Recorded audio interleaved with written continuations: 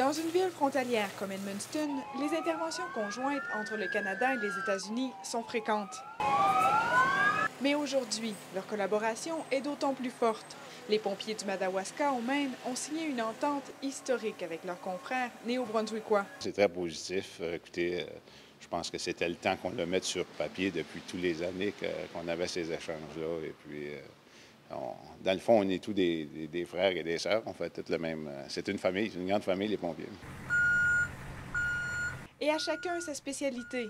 L'équipe d'Edmundston se spécialise en plongée. Des fois, les polices ont fait recours à nous autres pour vérifier le fond de l'eau s'il y avait eu un arme de crime ou des choses du genre qu'on a dû intervenir. C'est qu'on ne fait pas juste la plongée pour retrouver des corps. Madawaska Maine possède un groupe d'intervention en matière dangereuse. Nous, on relève de Fredericton pour si on a un incident de matière dangereuse d'envergure.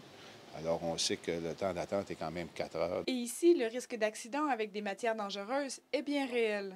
On sait qu'on a 2 usines de pâte et papier, c'est-à-dire une usine, mais il y a une partie au Canada et une partie aux États-Unis.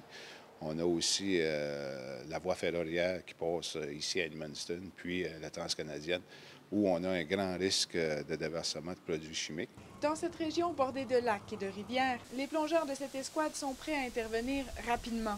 10-15 minutes avant qu'on puisse tout se rattacher puis être en sécurité. Puis on sait que dans ces moments-là, toutes les minutes comptent. Les minutes comptent, l'adrénaline est haute, fait que ça va vite. Le maire d'Edmundston rappelle que les événements du passé ont démontré l'importance d'une collaboration étroite entre les deux pays. L'expérience du feu de l'Hôtel Royal ici, par exemple, au centre-ville, c'est un événement, un incendie majeur, donc qui a nécessité du renfort de beaucoup de brigades ici alentour.